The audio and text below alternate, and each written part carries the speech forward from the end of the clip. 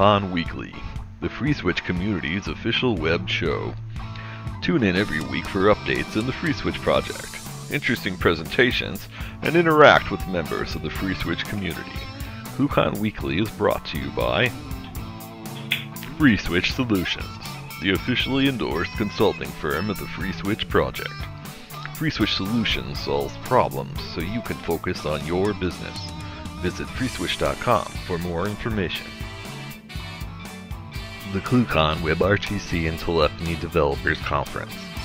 ClueCon is held every August in the Windy City, Chicago, Illinois. Meet the developers of all your favorite open source telephony projects, make the connections you need to meet your business goals, and see the latest and greatest technology in WebRTC and telephony. Visit ClueCon.com for more details.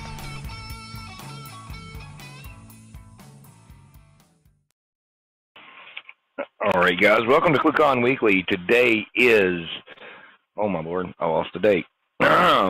It is April the 27th, how about that? Reaching the end of April here, and today we'll have Lorenzo, and I'm not even going to murder Lorenzo's last name, from the Homer SIP Capture Project will be joining us, giving us a big update on that. It's been a while since he's been here, so this is definitely something you guys want to hang out and see. Also, coming up in short order, we've got ClueCon. That's only a couple months away, and I know Mr. West over here has an update he wants to give us. Brian? It's helpful if I unmute myself. Hopefully I'm super zoomed too. What the heck? Let me just fix that. I don't know how that happened, but we'll get that fixed. So yeah, if you've not submitted your speaking proposals, please get those in as soon as possible. Kathleen and I are working as fast as we can to go through everything as they come in. The schedule will start to be forming over the next month. If you're a company looking to sponsor, we sent out some information about that last week. Get with us as soon as possible. We want to make sure we get the most bang for your buck for your sponsorship. Reach out to marketing@cluecon.com. Registration's open. Get registered sooner the better. Make sure I get my room counts correct and lunch counts and everything taken care of. And follow us on Twitter and Facebook to keep up to date. Yeah, cool. So, didn't we have a video that we wanted to play today? Yeah. Let's find it and let's play it real quick.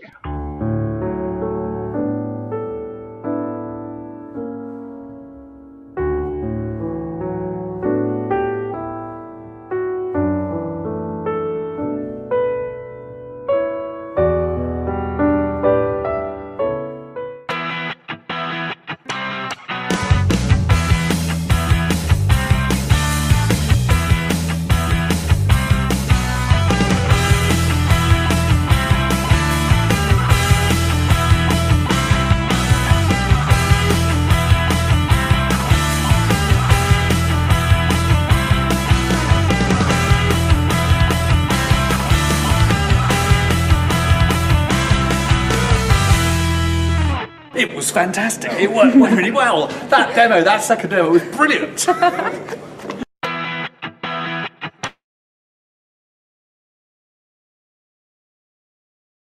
Post guys. And so yeah, ClueCon's coming up. That was a little clip of what's happened at past ClueCons. And so you guys definitely want to come out and check that out. And I think Kathleen has some update information also. I do. We have confirmation for FreeSwitch training at ClueCon this year. As per usual, the spots are incredibly limited, so get registered. If you would like FreeSwitch training, you need to do that. Sign up sooner rather than later. We have very limited space. We will try to accommodate everyone and do the best we can with that. And that is being taught by the 2600 Hertz guys again, so that'll be really exciting. Once again, the sign up for both ClueCon 2016 speakers and regular registration is open. The speaking slots are filling up very quickly, so if you'd like to get in and speak at ClueCon, please submit that as soon as possible so we can get you in and make sure you get on the schedule. And we're still accepting sponsor APIs for the ClueCon Coder Games. If you have an API that you think people would like to play with, please email to be included in that. Join us Thursdays at 2 p.m. Central for the weekly bug hunt. We've got bug hunts being led by Italo Rossi and various members of the FreeSwitch team, and this is the best way to get in and get help with your bugs and ask questions. And this is also a great opportunity to learn some troubleshooting and debugging tips. So that is tomorrow at 2 p.m.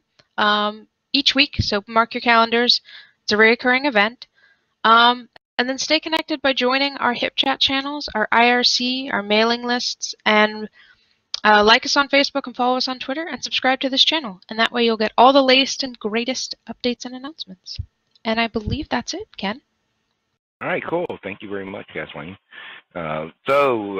We've got a whole bunch of different people with us today. And so we've got Lorenzo and Alex from the OpenShips and Homer project. And Lorenzo is going to be joining us here and showing us some stuff about, just giving us a big update because it's been a couple of years since he's been here. Lorenzo, how are you doing this morning? Pretty good, thank you, Ken. Nice to be here again. It's been a long time. And thank you guys for having us today. Oh, yeah, you guys are always welcome to join us here. So you want to tell everybody a little bit about yourself, and then I'll just let you take it away and with your presentation. Absolutely.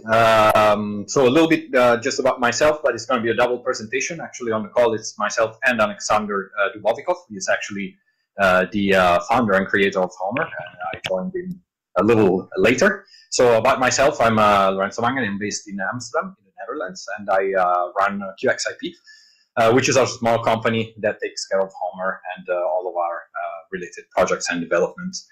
And so I take care of part of the design and development of Homer. I side Alexander on that, although he's the lead on all of our R&D activities. And I'm talking about our product and trying to bring people to know more about Homer, how to use it, and what we're working on.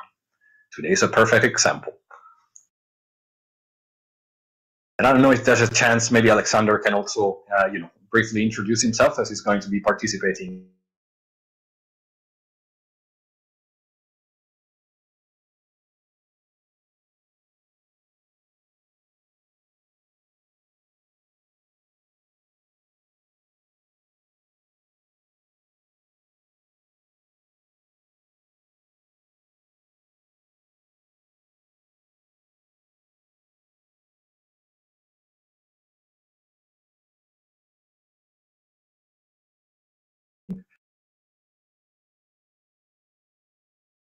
All right, guys. Are y'all still with us?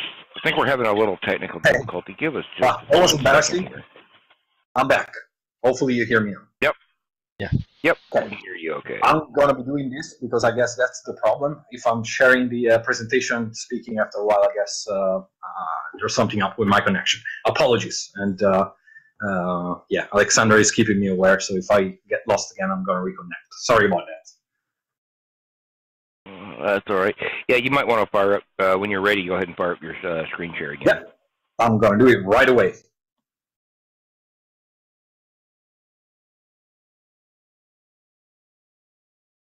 You should have it now. Okay, we'll go ahead and start that up. There we go. Perfect. Alrighty, so as you said today, we'd like to bring the community back up to speed with our project.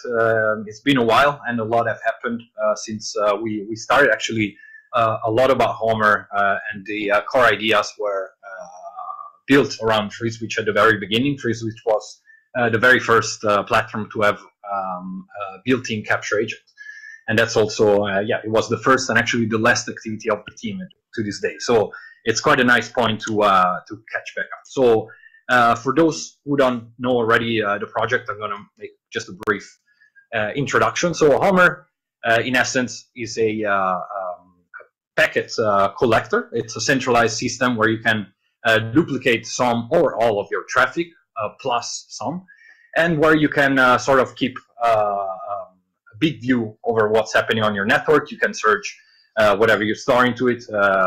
In our case, it's going to be SIP signaling, statistics, and additional metrics coming from the platforms that we can monitor.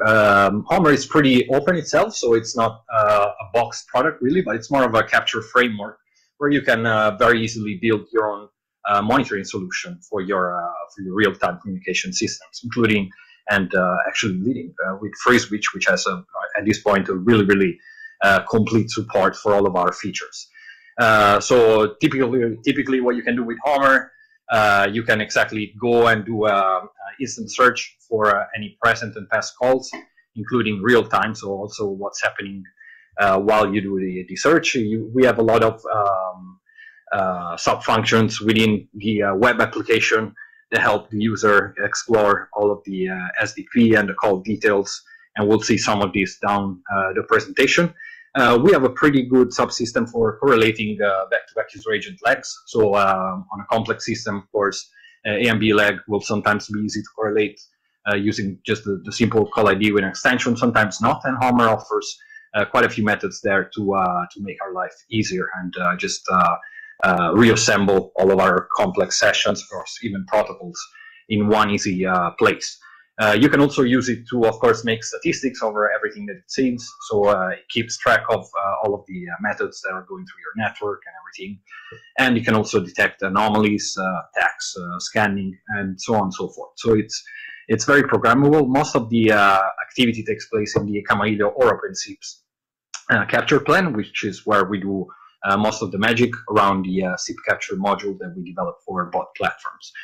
And then we have a lot of plug-in data that we'll see in the presentation to expand what Homer knows about the simple session with additional details. In the ecosystem of Homer, we really have two main actors. One is the capture server.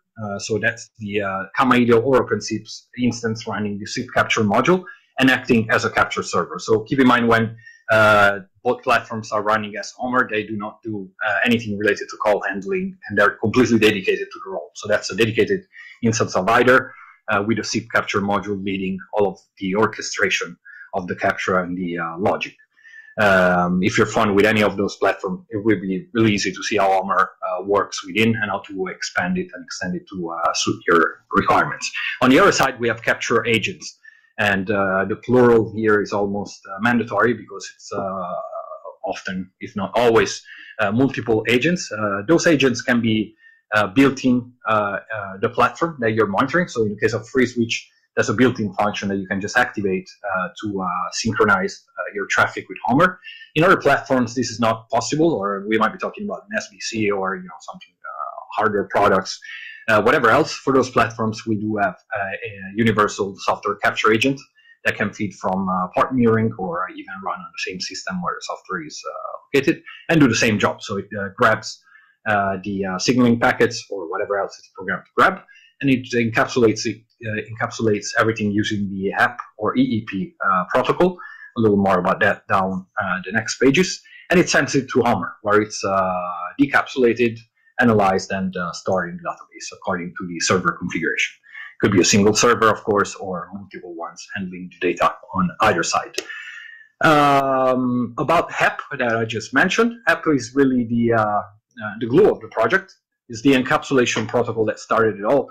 And it's basically a method that we use to take an original packet, ship it over to our collector, of course retaining all of its original properties and adding on top of it some specific information. It could be, for instance, the original timestamp of the packet, it could be a correlation ID, or it could be additional information. And the HEP protocol actually offers a lot on these fronts.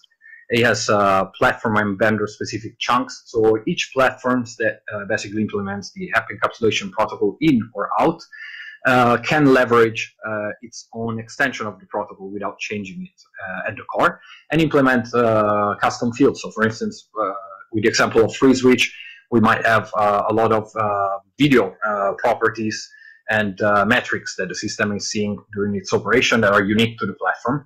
And those could be basically located in their own specific chunks, documented and used uniformly on the platform without any impact on other implementation of the same protocol in our platforms. Could be Asterisk or Kamailio or OpenSIPs, just to mention a few. So to avoid confusion, HEP3 and EEP are the same thing at this stage, and from now on, most likely the protocol will be referred as EEP, but in the presentation you will see both mentioned, so they're actually the same. The HEP packet can be transported to Homer using UDP, TCP, or SCTP at this point, and yeah, it's really the heartbeat of Homer. Inside of the packets, we mentioned a few. Normally, the one that started all was SIP, so that's a container or a type, to be more precise, for SIP signaling, for XMPP. Then we start adding more for RTCP, RTCP-XR, logs, CDRs, and so on and so forth. At this point, we have several types. Some are actually universal, so they can be used for many purposes. But those are just to give you an idea of what HEP can transport at this stage.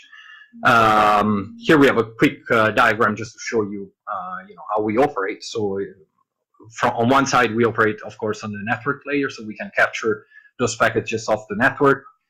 We can categorize them, encapsulate them, and send them to Homer. So this is typically the role of the capture agent. But lately this year, we started to create also a series of capture agents that are not looking at signaling at all, but they're looking at information that we want correlated with the call. So this might be actually syslog lines from the system that's handling the call. It could be CDRs that are generated at the end of the call, or it could be just anything else. We also use this for streaming statistics to the platform, and I'll show you a little bit of that. This might differ across platforms, but the protocol remains the same. And many of our tools are actually external agents. Many are in Node.js, so they're very easy to port, and they don't have any requirements. Here I try to break down just an example of how everything works with FreeSwitch in the center. So at the bottom, we have a couple of user agents, one simple SIP and RTP, the other one encrypted, which are talking to the platform. And I'm trying to show you here how you can tap into this traffic to mirror it to Homer and have it available for later troubleshooting, investigation, and statistics, and so on. So at the center, at the very center, you see FreeSwitch, and FreeSwitch, as we said, has a built-in HEP capture agent. So you can already, within the FreeSwitch configuration, decide what is mirrored, if anything at all, or any of your profiles can be triggered to be automatically streamed as HEP directly to a Homer collector or more. On top of it, you see there's an HEP pipeline. HEP pipe is exactly one of those tools that I just mentioned, and it's basically a harvester. In the last few weeks, we tried to attach it to the event socket of FreeSwitch, and it's pretty cool because now we can also stream anything that basically comes through the ESL. So simple logs, so you can know exactly what FreeSwitch was doing, what was triggered within the dial plan, anything that streams. But we can also tap into the statistics that are generated when we're relaying calls. So all of the RTP in and out statistics, we actually managed to grab all of those, parse them, and stream them to Homer as a QoS report.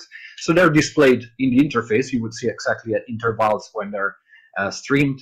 We can also tap the RTCP packets that are being relayed by FreeSwitch, and we can also replicate those to Homer. So you would basically gain visibility over what the user agents were exchanging in terms of quality perception and their location. So it's pretty cool, and you can get a pretty good idea of what the agent exactly was seeing in terms of quality and what FreeSwitch thought about that session.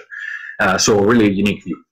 For everything else, we also have other dedicated capture agents which can do the same but passively. So it's just a passive capture agent that can look at SIP and RTP that can generate statistics without the interacting with the platform. So it's 3 layers, one built-in, one over the top of the event socket, and one is completely passive to cover a little bit of all the needs that you might have. We have a couple more examples here just to show you how the capture process works when you also have other elements. So here we have FreeSwitch on one side, and on the other one we have Chameleon RTP engine, which also support HEP. So you can have two-sided mirroring of the session, and you would see what each platform was doing internally, externally on the network, and you would really get an end-to-end picture with correlation if you configure it correctly in one shot. So it makes it a lot easier to troubleshoot complex scenarios. And it works, of course, also just with proxy to proxy. We try to cover everything, and we have a bunch of platforms that we do support. And once you have it all in, it's available in Homer. And what I'm going to try to do here, just to give you a quick glance at the typical activity. It's impossible really to do it with slides only, but yeah, Homer right now it's pretty simple to install, so I'm hoping many of you will go and give it a try afterwards. But this is the typical landing page of Homer, so the SIP search form. The form, you build it yourself, so you decide which headers, which fields are going to be there. It's created to be assembled by you. So each team has different day-to-day requirements, and you're going to be deciding what you see here. This is just the typical default that we ship. So normally you would be looking for a specific call or a group of calls, and here you can decide request URI from to call ID or any of the other headers which are indexed by Homer as part of the capture process. Once you grab them all, you can choose which kind of transaction, of course, you're looking for. We do separate what we consider call related sessions, registrations, and anything else in different tables. This is to allow you to have a different level of rotation also over the data. So at the top right, you see there's the time range. This is really the core of everything. So the time range that you're going to be looking into defines what you're going to be finding, and in Homer, this is quite an important concept to keep in mind. So once you have your parameters down, or nothing at all, you would just click search, you select your time range, and you start getting results. And this is more or less what you will be seeing in the results table. So the sessions are colored depending on their call ID. So they just try to give you a quick glance on the different sessions, the different methods, and where they belong. Awesome. So yeah, we were basically here at the landing page of SIP signaling search. So once you enter the search details that you're interested into and the time range, you will be presented with a set of results. And here we have an example. So several columns that you, by the way, can configure and say your preferences about. So date, method, reason if any, remote URI, and so on and so forth. You can, of course, click on any of those methods, yes, really, and get the details. If you click on a call ID, you would get the entire session rebuilt. So Homer is going to reverse engineer the session. It's going to reassemble all of the methods that belong together in a given time range and its extensions. And it's also going to look for any back-to-back correlated call and show it automatically. And typically, you would be presented with something like this, where you can click each and every method and really inspect it down to its original contents. You also have a few additional tabs where you can receive exactly extended information. So sometimes you're not only interested in the call, but also its quality. And this is an example of what you can get out of it today. So if you enable either RTCP mirroring, or if you have devices reporting RTCP XR, or if you have a specialized capture agent, or from today, if you attach to FreeSwitch ESL with one of our HEP pipes, you can get those details directly in the session and correlate it. So you would know call by call exactly the way it was seen by the systems. And you can do, of course, the same for logs. We'll show it down the road. So the entire environment of Homer is really now one big empty dashboard that you can fill up with widgets. Those widgets can contain anything that the system knows about. So as we said, as Homer processes all of your messages and stuff, you can create custom statistics that you get some defaults for, which we think are quite universal, but you can, of course, take them and make them your own.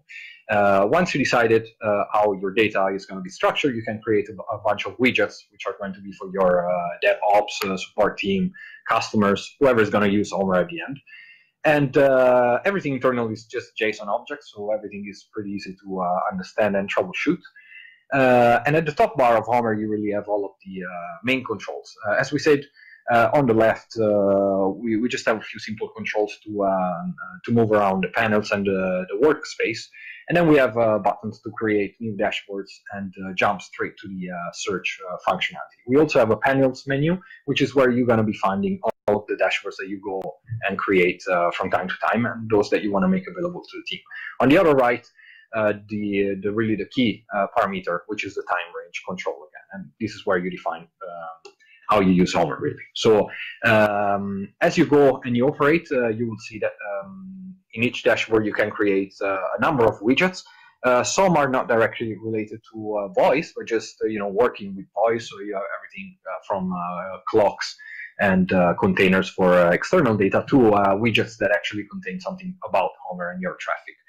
We're going to be looking at the SIP capture charts tool, which is the one that contains everything that Kamailio itself defines. But you also have connectors for Elasticsearch, for InfluxDB, so you can also display external data inside of Homer, similar as you would do in other platforms, where you can just attach to external APIs and feeds to do whatever you want with it. So here is an example for the builder of the search parameters. So as we said, not two teams are the same, and you want to control what you present to your users, or also to improve your workflow. So the quicker you can get to the information, the quicker you solve the case.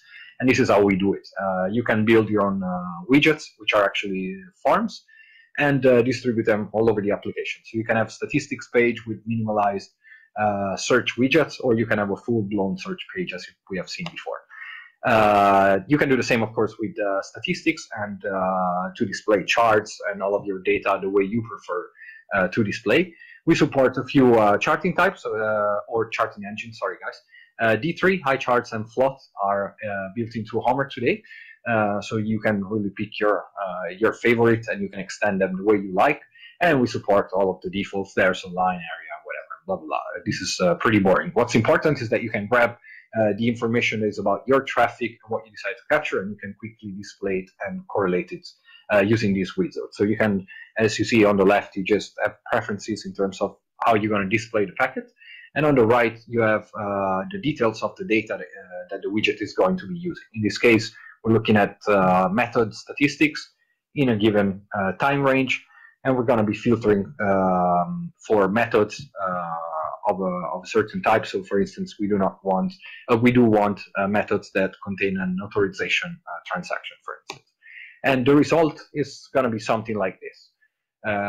So the chart is going to contain whatever you want to see, no waste and no defaults to deal with. You decide what's displayed in Homer from now on. And the cool thing is that everything that you create and you place in the dashboard is synchronized to the time range. So the moment you create it and you drop it there, as you go and you do your searches and your day-to-day investigations and monitoring of the services and the servers, you can just easily browse around, and everything that you have created will just synchronize and display what you want. Of course, you can interact also with the data by selecting, clicking, and everything that you would expect from a modern platform. This is the typical dashboard that Homer comes with by default. So your work clock, just to know where your customers' time's at. A general chart, which is displaying what the network has seen over the last few hours. And a very simple quick search widget that you can just use to jump into action if you need. You have a call ID from to, and you can extend it to whatever you want. And this is in terms of using Homer. Now just a few more minutes to show you guys how to feed Homer. So the application would be totally useless without the data that it contains. And in this case, the data comes from your own system. So as we have said, HEP is the primary method of transferring the data to Homer. And we have a pretty good support right now. So as you can see here, OpenSIPs, Kamailio, FreeSwitch, our own Kept Agent, Asterisk. We also have mProbe, who support traffic mirroring from Acme SBCs. And then we have a bunch of examples on GitHub for HEP integration in C, C++, Java, JavaScript, and Node, which is how we developed our own quick widgets, Erlang, and Go. So you can literally just go grab the code, and you can implement HEP into any platform nowadays pretty easily. But more than a platform, we're talking about tools. So a lot of people use scripts to produce their metrics and data. And this is just a quick way to integrate Homer in the workflow and just mirror brand new data to it. And as we have said, everything is locked to the sessions that the system knows about. And here we have a quick breakdown how to enable capture server support in FreeSwitch. So up until now, the top line to enable HEP capturing, you would just have in your SophiaConf the capture server parameter set to the value of the receiver. Starting now, so from master git, and I think it's going to be 1.7, Capture server value accepts multiple parameters, so you can also choose the version of HEP protocol that you're going to be using. And the latest version is version 3. So this is really important, something that we want everybody to be aware of. HEP 2 and HEP 3 have some additional headers, so we always suggest to use HEP 3 if you can. But it's important minimum to use HEP 2 because it will carry the original timestamp from FreeSwitch and not use the timestamp when the packet was delivered. So as many of you probably have seen over time, this was quite a big issue when exactly you had a distributed set of servers and the delivery time was higher. It would mess up your correlation and probably your call flows as well. So this is no more an issue if you use version 2 or version 3. And you can also define a capture ID, which is useful when you have many agents and you want to understand where this data came from, besides knowing the IP of the capture agent. You can enable this for the entire platform or by profile. You can switch it on and off by on demand. So it's pretty flexible and it's easy to play with. So you can enable it without too much impact and see if it works for you. If you don't want to use or you cannot use the built-in capture agent, then we have a few options. The primary option is Capt Agent 6, which is another piece of software that we do maintain and release. And Alexander will have some comments here down the presentation. But what it does is basically a universal capture agent, which can replace the integrated one or suffice where the platform doesn't support capturing at all. And it's a modular capture agent, so it can support different protocols, different delivery methods, and it can process the packets within those modules in different ways. So the core way to use it, of course, is to sniff from an interface according to some network parameters, select the methods that we're interested into, and deliver them to Homer. And here the configuration is going to look familiar to many. It's a little bit of a hybrid of our favorites across the platforms that we do support. But basically, inside of Capture Agent, you can have capture plans where you can script what the agent is actually going to do. So you don't just take the packet and mirror it, but you can actually look into that packet, look into characteristics of that packet, and decide where it goes. So you can also have multiple actually Homer capture servers where you want to distribute the traffic by, I don't know, by peer, by customer, or simply because you care more or less about certain packets, and split the logic, let's say, already at the capture agent level, which is impossible with the previous versions, and it's also impossible with the integrated capture agent. So it has quite some advantages, and it can also take care of mirroring RTCP, for instance. So you can, within the same agent, capture both protocols, do internal correlation between the two. So we can look on one side as we mirror the SIP traffic, we can look at SDP, and on the other side we can look at RTCP and correlate the two and just ship them to Homer in a way that makes sense when you go and troubleshoot. We also have on-demand capture agents. So if you cannot install a dedicated Capt agent, if you don't have a platform that supports HEP, but you still need to do your investigation, SIPgrep and SNgrep both support the HEP encapsulation protocol. They're both very common, and I think if a platform doesn't have either, it's probably really an odd case. So with both tools, you can do everything that you do on a normal basis. You can mirror it to a collector. So as you do investigation in your console, you can also ship everything to your Homer instance, and you can have a colleague look into it later, or just anyway do your job in a little bit of an easier way. SNgrep can also start headless to do this role, so you don't have to display what's actually happening. You can just use it to stream it to a collector, and this is really cool, and a lot of users are taking advantage of this in cases where you're working on a third-party system or somewhere where you literally cannot install anything other than what's present. So kind of a cool solution. We also have, as we mentioned before, an RTP analyzer. This is part of our Pro offer, and what it does is basically all of the above in one place. So this is an agent that can replace everything, can just passively look at the SIP and RTP and RTCP traffic, and just create complete statistics about the streams. And those can be delivered, of course, natively to Homer, or they can be shipped also to other platform in plain JSON. What it carries is basically exactly the same metrics that you would see investigating an RTP session in Wireshark. So everything down to the fine detail. plus an estimation of MOS and R factor, which the agent does in real time. And the cool thing here is that you can split those reports. So normally when you look at a call, you just get one score. And if that call was 1 minute, that's a good reference. But if that call was 2 hours, then it tells you absolutely nothing about what actually happened and when. So what we do here is we break down those reports in segments that you can define. So let's say every 30 seconds, we might be sending out one of those reports that you see an example of, and this would give you granularity over, let's say, the progress of the call. If there was a few seconds glitch somewhere in the middle of the 2 hours call, you would still see it, and you would still be able to tell where it was induced. So this is pretty cool and something that we do deploy exactly in cases where quality is critical.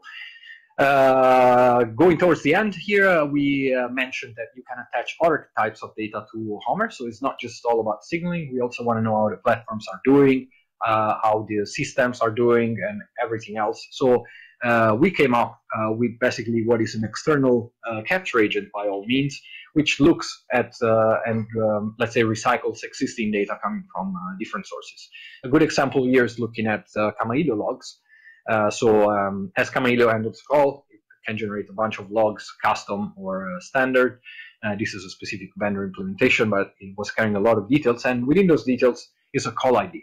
So what we can do with HepPipe is just grab this syslog line, extract the call ID with a quick regex filter, and basically shape up a HEP3 packet in Node and send it to Homer. This happens really quick, and it's really easy, and it basically allows you to turn and recycle any data that you already have on the systems and you want to see in Homer when you investigate. So as you open a call, now you would also be able to see the logs of the system related to that specific call, which makes it pretty easy to do your job if you have a complex ecosystem with many variables. And as we mentioned, you can also do it now with ESL. So we have a version of HepPipe on our GitHub repository, which attaches to a FreeSwitch event socket, and it starts listening for events. And you can program those events to be turned into reports. So at this time, we're looking into just the plain events, and we're grabbing out the final statistics that FreeSwitch generates and the score that it gives them at the end of the call. And we also do fetch out in real-time RTCP reports that are coming from the agent passing through FreeSwitch, and we mirror them as JSON objects to Homer. So literally, you get the full picture in terms of what was going through the platform without going back and checking any of those logs. So here we have an example of that logs tab, which displays exactly the same. So you have a cool filter, and now you know all about the signaling, all about the quality reports, and all about the logs of the systems that were handling this session. So that's pretty cool. It's internal, so this is something that might exist inside of your network. At some point, you have to share it with your customer to prove them wrong, to prove it was their connection's fault, or whatever else. And for this, we have a couple of ways. So there's an export tab, which of course allows you to download a PCAP or a text representation of all of the content. This is just compatible with everything, but it also allows you to share a link to this data with an external party without giving them access to your Homer instance. So this is like an anonymous snapshot of some content that you can easily share with a customer. Of course, they would still need to have access to your Homer instance, so it has some limitations. And to address those, we also have cloud sharing. So we were really good friends with the guys at CloudShark, and since a really, really long time, we have integration between our systems. So it's really easy, for instance, to deploy their service and just configure Homer with your CloudShark details, export the session. So here we have an example. You find a session you want to share with the customer, share cloud, automatically upload it to CloudShark, and there you have it ready to share with the customer without giving them any access to Homer or your system at all. At the core of everything, and here we're really towards the end, and sorry for taking long, is the Homer API. So in previous versions of Homer, the API was there, but it was a little bit, it was very young. Let's use this expression. Today, we are using a way more mature version of our idea. So the API is standardized, and it's very easy to use and integrate with third-party applications as well. So all of the data that we do display and show in our user interface is 100% generated by the API of Homer, which means that you can take all of the data and use it in different ways, different systems, integrate it in your own user portal, or do whatever you want with it. Same goes for the user interface, of course, which is now no longer a custom version of anything, but it's a proper project separated, and it's easy to extend. It's Angular based, so a lot of guys already have familiarity with that. It's easy to just go in and create a new widget, plugin, or whatever else. We also have, for those interested, an SNMP bridge for our API, which is available on GitHub for those that still rely on that and need it. It just bridges the information it can produce from the Homer central node to anywhere else. And yeah, that's pretty much our presentation for today. And we're open now to any questions or to help anybody understand any specific aspect better if we can. One thing that I saw that was pretty cool was the export to CloudChart. Yeah. Is there a way to do that the other way around, where you take a PCAP and just feed it straight into Homer? Yeah, you sure can. So Capture Agent actually supports it. So Capture Agent can digest a PCAP from anywhere and just stream it to Homer. Oh, that's cool.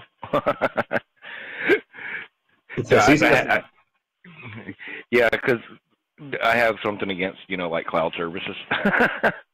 So I could use that with Homer. Yeah. To get PCAPs from other people and feed that in and digest them. Similarly to other tools, minus capital D parm, and you just point it at a PCAP and it's streamed. Cool. Cool. All right. Does anybody have any questions for Lorenzo? Yeah, so you were talking about the RTP capture agents. Are there ways that you can do that without basically using a port mirror? Yeah, well, it's a piece of software, so you can run it actually on the system where your media relay is, if that's possible. Depends, of course, on the capacity. Yes, some resources that it needs.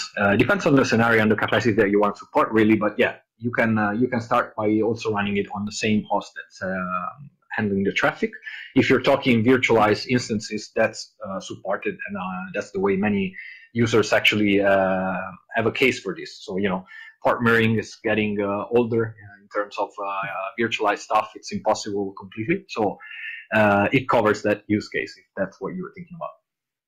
Yeah, I was actually thinking about trying to run it in an environment where you've got FreeSwitch running on one subset of ports, and you've got, for instance, like Camilio and RTP proxy running on another set of RTP ports.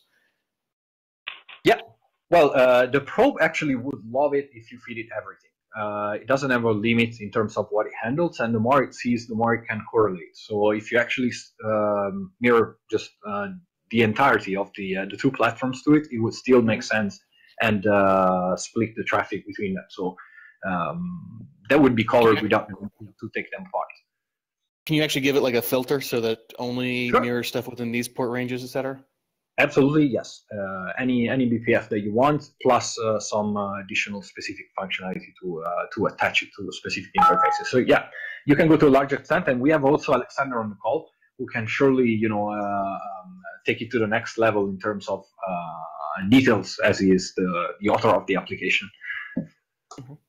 Yeah, I'm just curious about, for instance, the use case of running multiple copies of it at the same time. For instance, an on-demand RTP application. So if you've got a customer call that says, oh, the RTP is suddenly broken at this point, being able to turn it on part of the way through the call.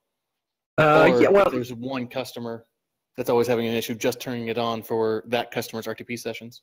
yeah, well, what we do is actually somewhere in between. So we didn't want to waste a lot of resources regarding anything. So we don't actually store anything to disk. We just do everything in transit.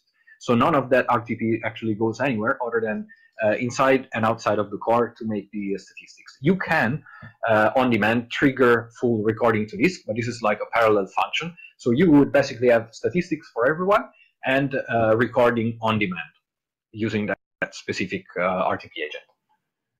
Okay. So is it just doing like a stats collection? Yeah, each and every packet goes through the probe. It's queued and categorized, so the agent can tell which session is which. It's also sniffing SIP and SDP, so it can tell which session it belongs to. And this is how it buckets basically streams, and it can self-assign them. So you just literally throw traffic at it, and it sorts it out. Again, if we want to go into more detail, I think we're really happy. Alexander, you on the call? Yeah, I'm here. I don't know if you have anything to add here, just to give the guys, a better idea of how what the options are internally, also to do additional filtering and splits. Yeah, but you said everything correct. So we have multiple socket type. We can use socket pcap, socket row, and so on. And of course, the socket pcap, it's the easy way to use BPF filter, and that's it. Yeah. And in this case, Google. I was going to say, does it require unencrypted RTP sessions, or can you use it for something like SRTP and ZRTP sessions as well? Okay, for SRTP, you can collect statistic without decoding. Yeah, so it's because everything is here. For ZRTP, yeah, it's will be problematic because you don't have a key.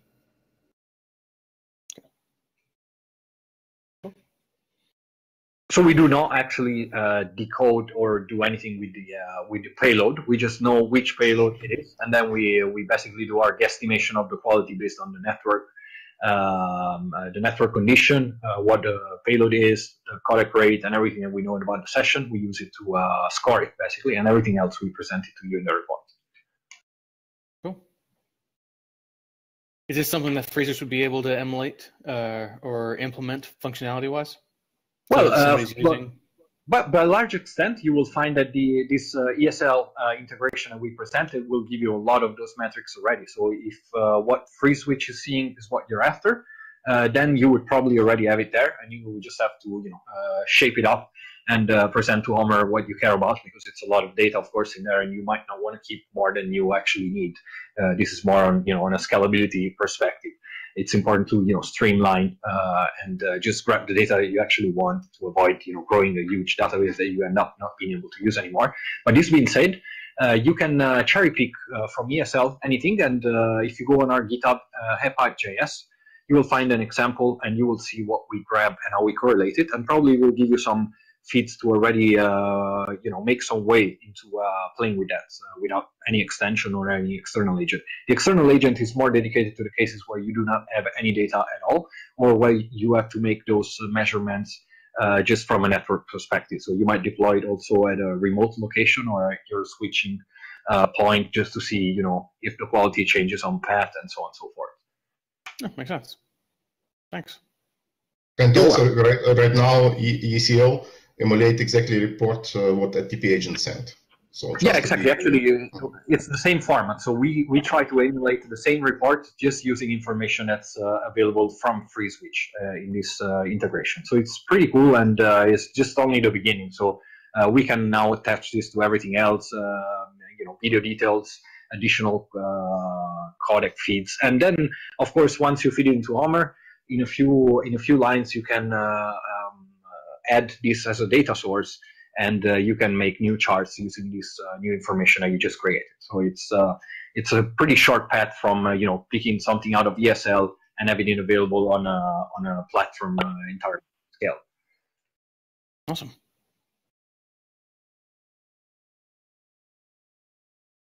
Awesome, cool.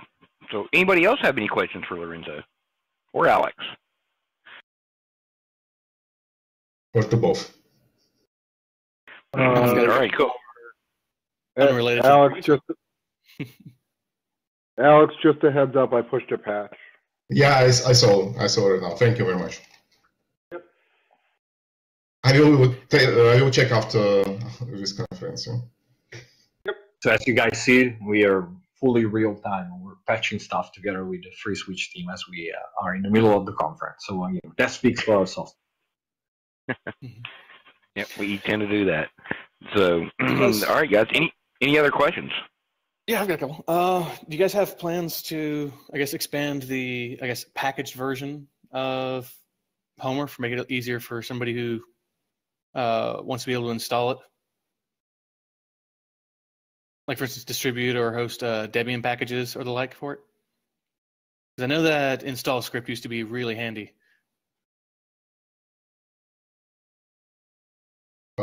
Lorenzo?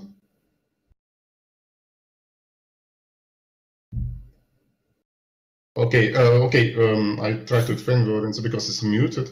We have some packages for CaptAgent you can use right now.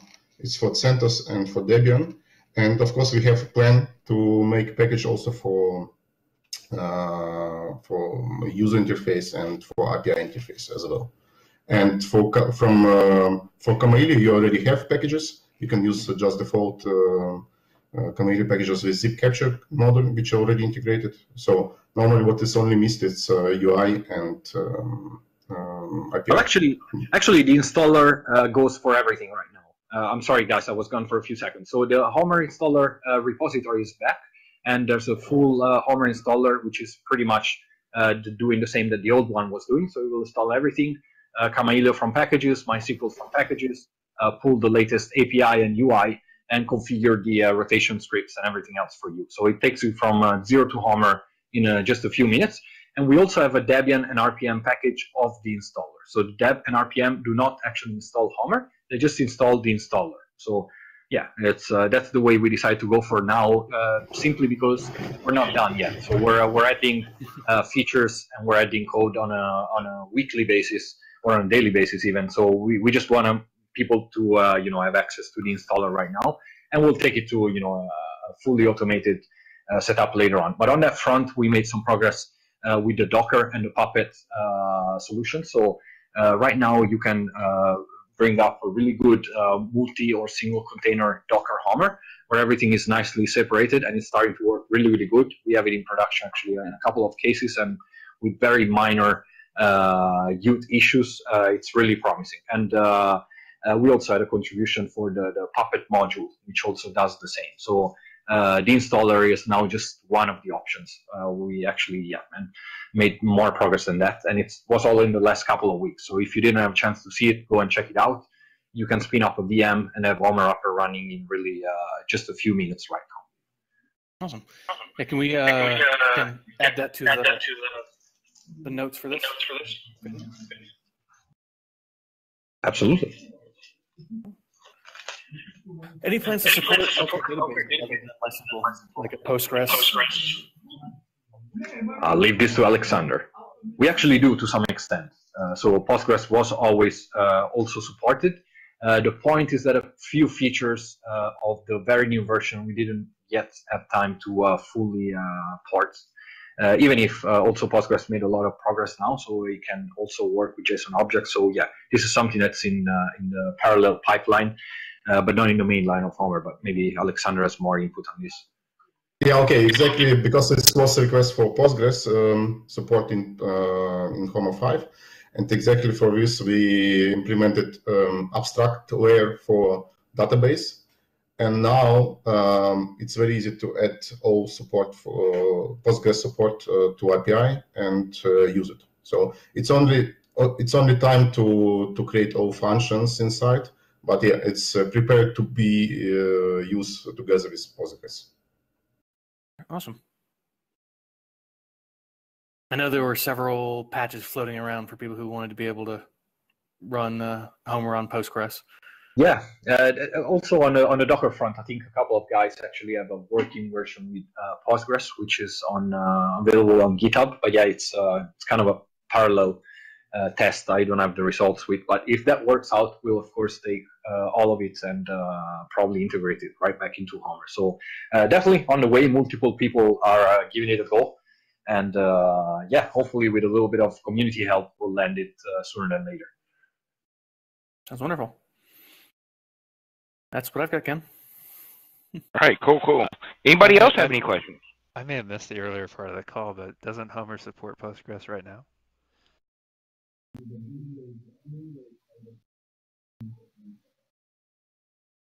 Oh, sorry. Was that the actual question? That was a question, yeah. Well, it does, but it's lacking some of the functionality. So it would work for everything that's related to the messages, I think, and it would probably lack a few things in terms of the statistics. I don't know if I'm wrong here. Again, Alexander is going to have the reaction. Yeah, it's as I said already. It's only missed abstract. Abstract. We have created abstract layer of databases, so we can use any database inside. But currently, we have created or finished only for MySQL. So if we have volunteers who have a time to finish it, will be very appreciated and welcome. So far you can insert because we're running Homer and PostgreSQL right now, and I don't know if we're missing any features on it, but I forget, William. Did we have to write our own table definitions or something to make it work? Yeah, we did. But you're running Homer 3, right, Ken? Yeah. Yeah, okay, that's right. talking... It applies only to Homer 5. So Homer 3 had full support for both Postgres and MySQL at the same level. Homer 5, exactly as Alexander said, it's on the way. Got it. Okay, you can insert all zip messages to Postgres databases without any problem. This is Kamailio or OpenZip's database driver. User interface is same. It's only missed with abstract layer inside of API server. Got it. But we are already prepared everything to have 100% of support of this. We take it as a +1 to speed it up and move it up the roadmap. Yeah, we use Homer, and but we're only really interested in supporting PostgreSQL. Got you. We managed to get MySQL out of everything else in our infrastructure, and so we don't run that anymore. Oh, we can understand that perfectly, and indeed.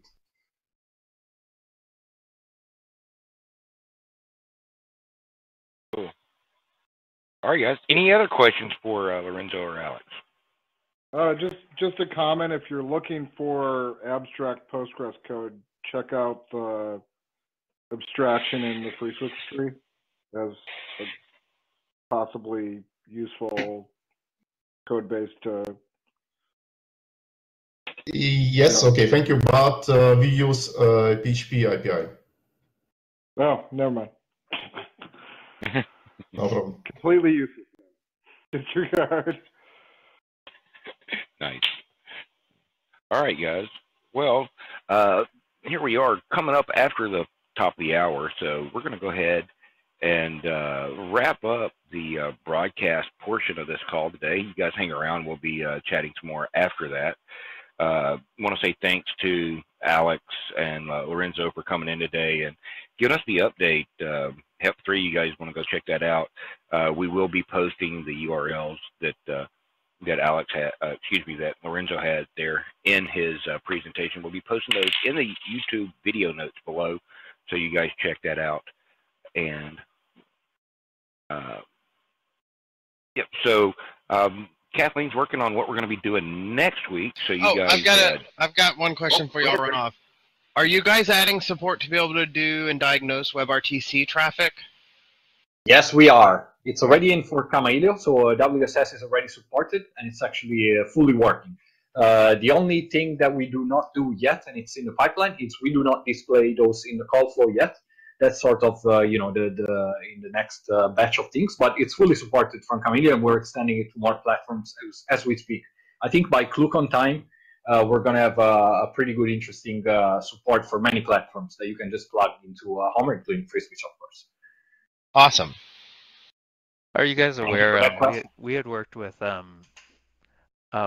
Daniel to make a change to Kamailio. It used to be that everywhere you wanted Kamailio to send a message out to Homer, you had to put an appropriate hook into your Kamailio configurations, and because of how that was affecting us, Daniel put in a change that I think is going to go out in Kamailio 4.4 that you can configure it just to literally send everything that hits a Kamailio instance over to your Homer collector.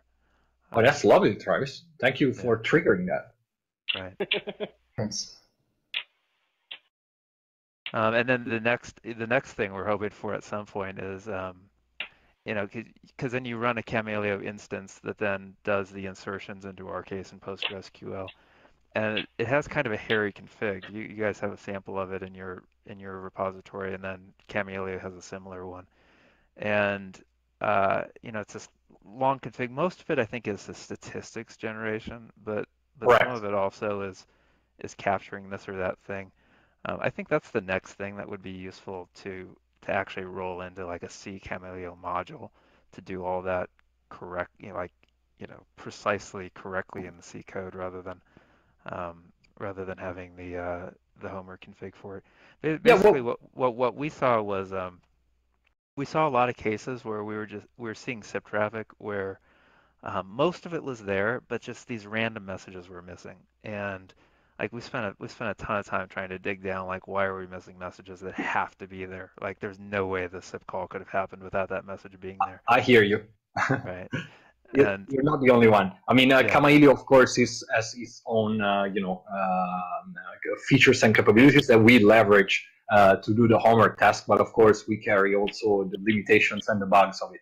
This is why we also have a separate capture agent that we do use for, more critical deployments. So this is a sort of the entry level into what we can do. Of course, some of those limitations we could only fix in our own capture server, and this is what we actually ended up doing. But we're constantly, as you see, working also with the Chameleon OpenSIPs team. And I don't know if you're, bound to a decision there, but we're bringing a lot of news starting from OpenSIPs this time. So in OpenSIPs, we have quite some radical changes in terms of handling HEP and capturing that we're going to be presenting in a few days' time at OpenSIP Summit in Amsterdam.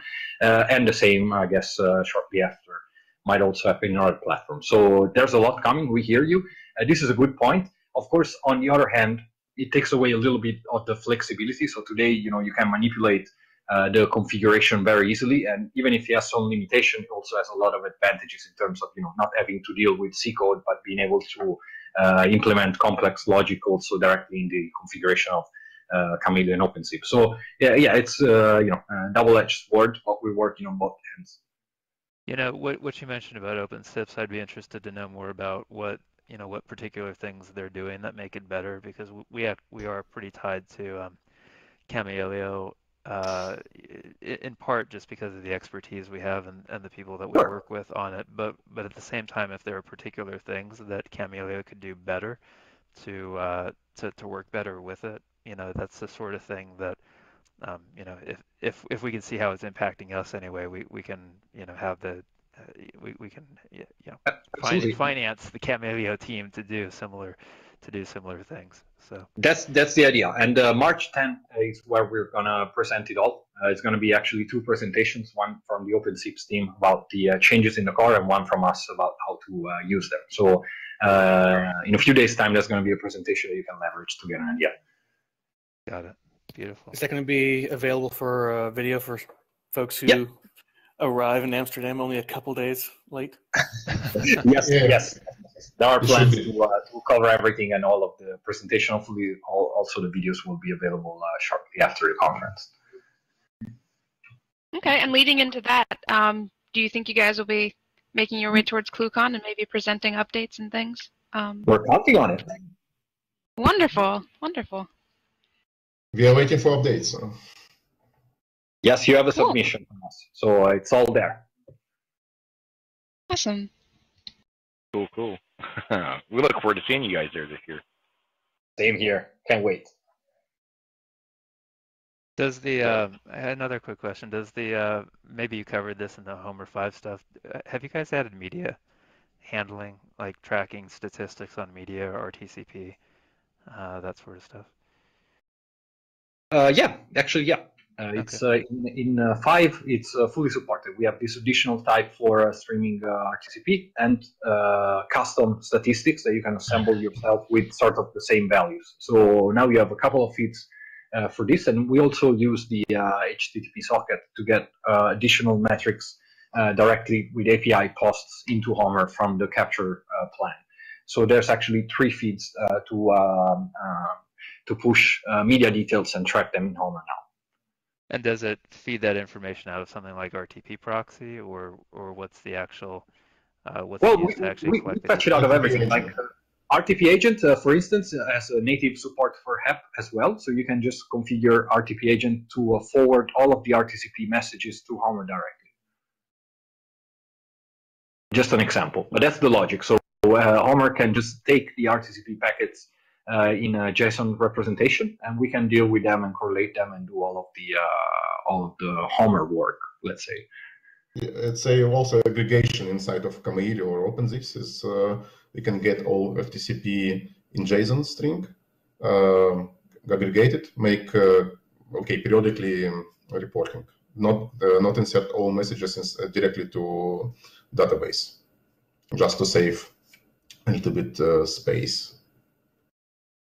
So, for example, if we were running RTP proxy, what we would do is extend RTP proxy to have a similar mirroring feature where it would mirror the RTCP traffic off to the RTCP capture agent on your That's side. correct. The only thing that actually the engine does is also send the correlation ID. So it sends also the call ID for the session that it's being handled, and that's what we use for correlation. Nothing else. Got it. You know, I'll mention to you guys something. I was trying to think of like what's the interesting parts of our experience with Homer, and one of the things is that we actually started using UUIDs inside of our network, so that now all of our users have these horrible usernames, which actually kind of then makes it a pain to track down. Yeah. You know, in a Homer UI, and so we've been thinking about, you know, maybe there's a way where we're capturing it to do a lookup, or maybe like create a view in PostgreSQL, the front end, what the front end of Homer does for search, so that we could search by our actual aliases, and then it'll get mapped out to what the underlying UUID is, so that we can actually track the call back in a human-friendly way in that UI. I haven't actually, you know, looked at doing that. You know, I haven't actually tried to do that yet, but just something that, you know, to put on your mind, that sometimes what SIP sees is not actually what a human engineer wants to see. Oh, absolutely. Correlate these things back. Absolutely. We dealt with this, to be honest, on a few special cases where we did customizations which are in a way similar to what you're describing. Nothing in mainline Homer, but yeah, we'll consider it. I mean, we hear you, and it's all good inputs that will feed into the roadmap. Right. And Homer, the last thing I'd say is Homer is awesome, by the way. I mean, just absolutely like revolutionary difference in being able to look at a call and go back and just see it, and where multiple engineers can go and look at the same thing and trace the call and talk through it. And it's actually because that's so useful that it's so painful when, like, because it's so useful is why it's so painful whenever it misses a message, because you start trusting it, and then it misses a message and you're like, crap, I gotta go pull out TCP-dump again because I need to see what that missing message actually was, right? And so the things that annoy us about it are actually indicative of just how powerful and useful a tool it is. Okay, in this case, I can tell only or say many thanks to Anthony, because he invited me.